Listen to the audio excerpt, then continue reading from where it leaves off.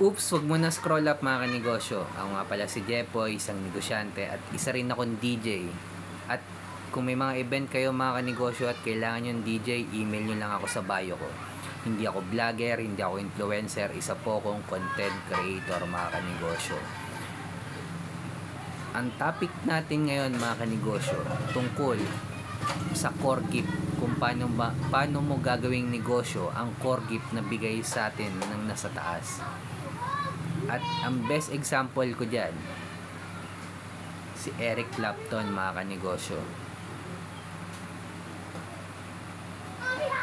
Magaling talaga siya sa gitara. Yun yung bigay sa kanya nung nasa taas.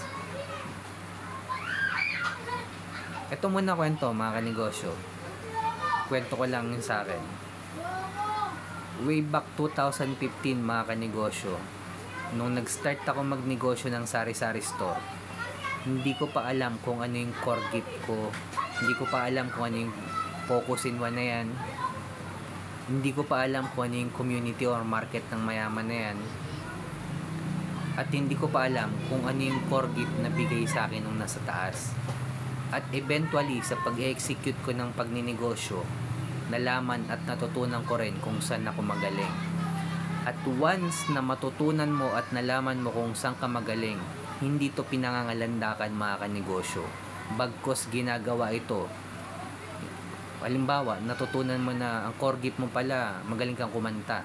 Ipangangalandakan mo, magaling ako, ang core gift ko pala, magaling kumanta. Hindi mga kanegosyo pinangalandakan ng core gift, bagkos ginagawa.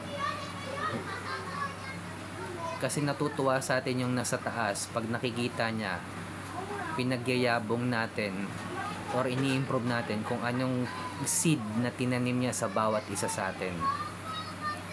At ang core gift mga kanegosyo, yung mga common na core gift, halimbawa, yung magaling kang kumanta, sumayaw, tumula. Pero yung mga hindi common, core gift po yung magaling makisama, core gift po yung magaling na leader, ikaw yung nag-handle ng iba't ibang core gift. Core gift din po yung magaling kang mag-organize. Core gift din yung sa sales, magaling kang bumoka. Ayun yung mga hindi common. At ang ginawa kong best example mga kanegosyo, si Eric Clapton. Kasi karamihan sa atin mga kanegosyo, iniisip na, passion ko maggitara. Siguro ito yung core gift ko. Mga kanegosyo, bibigyan kita, paano malalaman kung ano yung core gift mo? Best example, kapag may nakita kang nagigitara, halimbawa, at nalaman mo agad, nakita mo lang yung chords, hindi mo pinag-aralan, on the spot. Alam mo na agad sa isip mo mga kanegosyo kung paano mo gawin yun on the spot din, paano mo siya kopyahin din, at paano mo pa kayang pagandahin lalo yung nakita mong chords dun sa nagigitarang yun. Yun, malamang core gift mo yung paggigitara. Pero kung passion mo lang yan, magkaiba po yung passion mga kanegosyo. Halimbawa, ako passion ko basketball.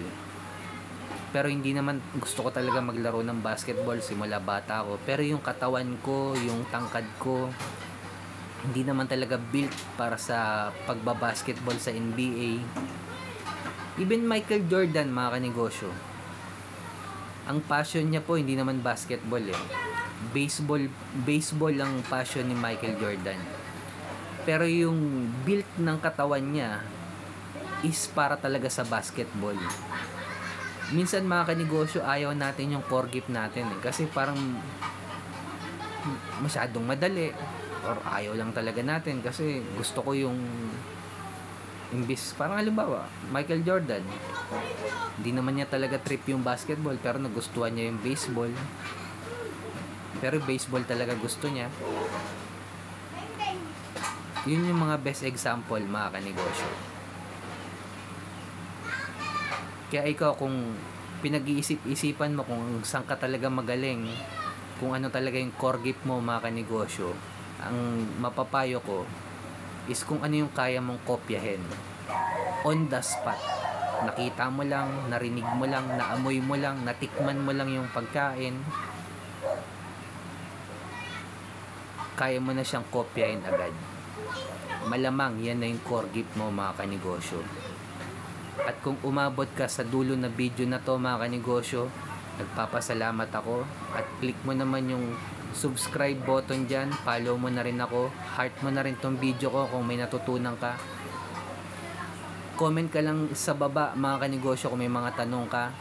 At kung dumadaan tayo sa pagsubok or struggle bilang negosyante, huwag natin kalimutang magdasal kahit anong religion natin. Ingat tayong lahat mga kanegosyo. Peace.